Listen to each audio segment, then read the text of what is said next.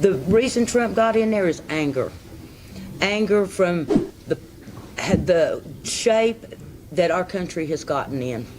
Since NAFTA till now, it's just kept building and building. And with no solutions, we just get told, you know, it's never even addressed trying to bring industries back. And that is why the infrastructure bill is so popular and why the people are backing it. Because we hear we're going to invest in America, we're going to buy American. That is what the people has been screaming for years. And finally, we get bills up there that is going to address and do what the people want. But our elected officials, both of mine, Shelley Moore Capito and Joe Manchin, has just like always, like they did with the minimum wage raise, ripped the people out, ripped West Virginia out. So the only ones left filling their pockets and getting any benefits of it is the same ones that's been getting the benefits from it since NAFTA.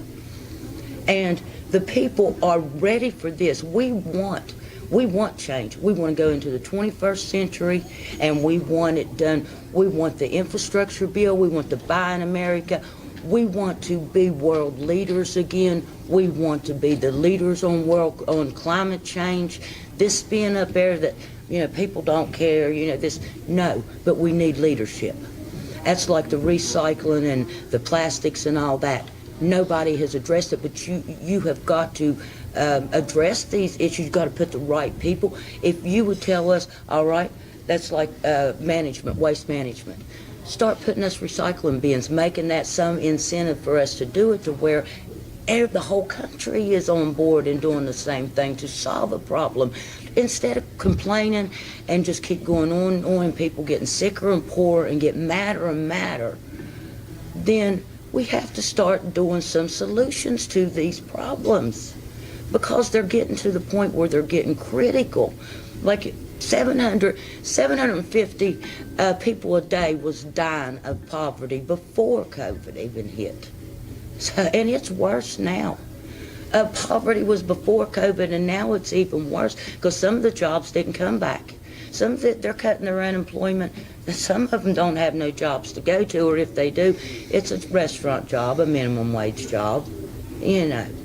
But I thought the economy's roaring back. CNN told me. You tell me when it ever changed. I never could tell a change from before or after because the minimum wage workers was carrying it anyway. The rich ain't doing nothing investing in it and then doing nothing to take care of it. We're the ones who's carrying this country. But we don't have the money to invest in it.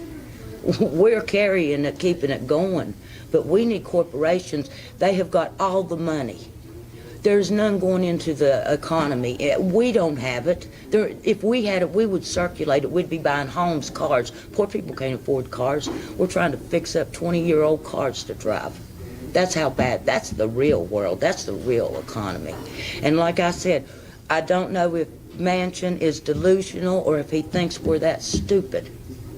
And that's what I want to ask him if he ever meets with me. And I want to ask him, what is worth fighting for to you? Because I ain't never seen you stand up for principles, my democracy. You've stomped my Constitution. So what are you really about? And are you man enough to stand up for what? Because if you're not, then get out of our way. Because progressives and the American people, we're tired, we're done.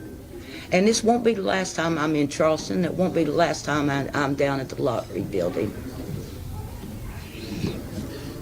I think there's a lot of people like you out there. There's also a lot of people that are cynical, frankly, that say, I'm done with the Democratic Party. I don't care if it's Jesus running. If it's got a D next to his name, you can't reform a corrupt entity. So let me ask you, because you are a reformer, what do you say to those people? I mean, I have no skin in the game. I'm for third parties, but why try to reform the Democratic Party here, basically led by Joe Manchin, rather than trying to create a vibrant third party? Well, people have tried to do that before and it doesn't work. I mean, we haven't been able to get that done. If there was a vibrant third party or 103rd party, because I mean, that's not a new idea. I mean, people have tried doing that, and I think Teddy Roosevelt had the most. I can't remember exactly the percentage, but I mean, he did his Bull Moose campaign, I think he got the most of any third party ever and lost. So to me, if that was a real option, I would do it.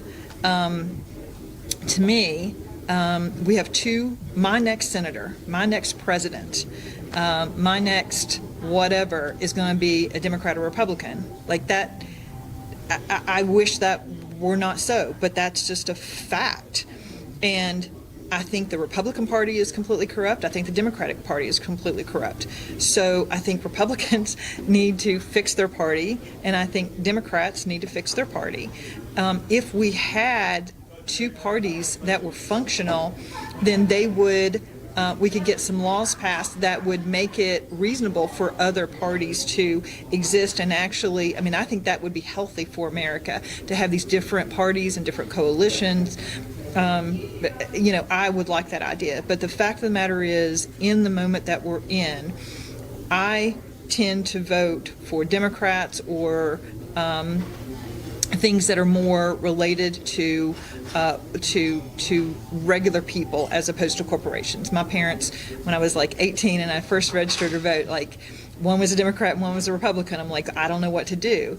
And my dad said, and I truly believe this, and I think it's a good way to look at it, that Republicans feel that they basically believe that if businesses are doing well, people do well. Yep. And the Democrats believe that if people do well, businesses do well. And I had to kind of like pick a theory, and to me, it made sense. If the people do well, the businesses do well, and everybody does well. And so that's, just the direction that I've went in. But the current Democratic Party, both national and especially in my state, is so dysfunctional and does not even follow their own rules, that if they just followed the rules, it would be a better situation. You know what I mean?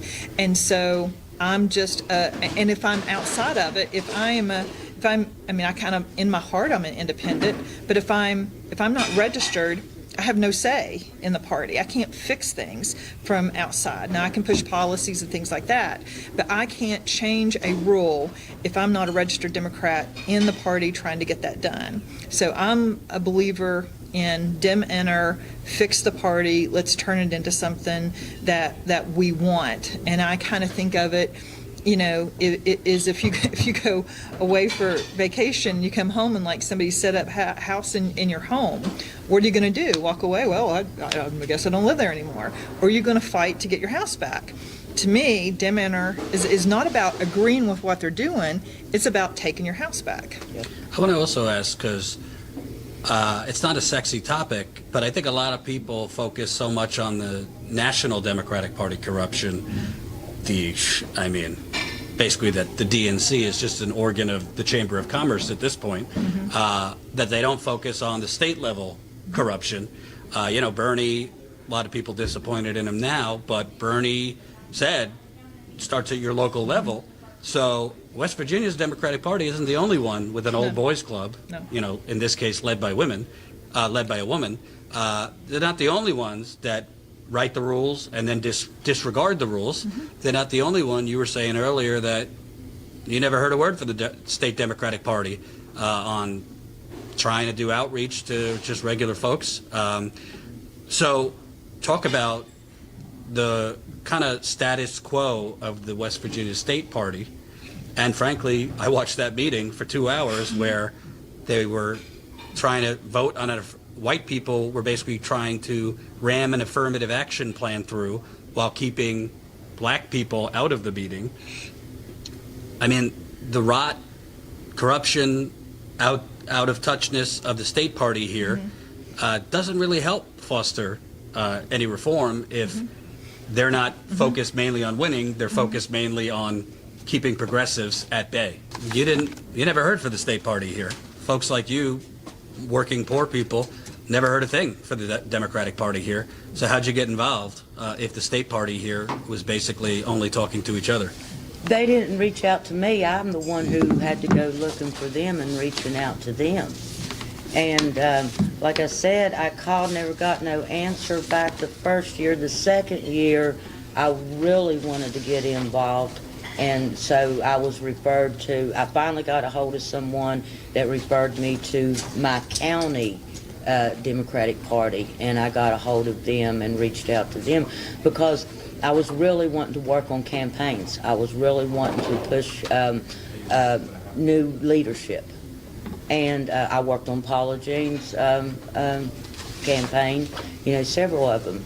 But as far, like I said, as hearing what we stand, like when something comes that the people, that is bad for the people, we need our Democratic Party to really bring the attention and the contrast, not the compromise and where we're going to, the contrast of where it hurts the people and where they stand as to stand up for different and what their policy is, And I don't hear the contraction anymore. It's like one big old saying, all of them saying the same thing, or don't say nothing. Silence says a lot. Mm-hmm. And here in West Virginia, silence says a lot. And it's also this narrative that Manchin, a Democrat like him, has to be this way nationally, has to water things down to appease voters here. But the few times I've been here, the only voters and people I meet are desperate for help. That's giving up hope. And I got news for him. I'm not giving up hope. I love my state. My kids and my grandkids are here. Well, if I don't fight now, what am I going to leave them? And, I feel like we can reform and have better.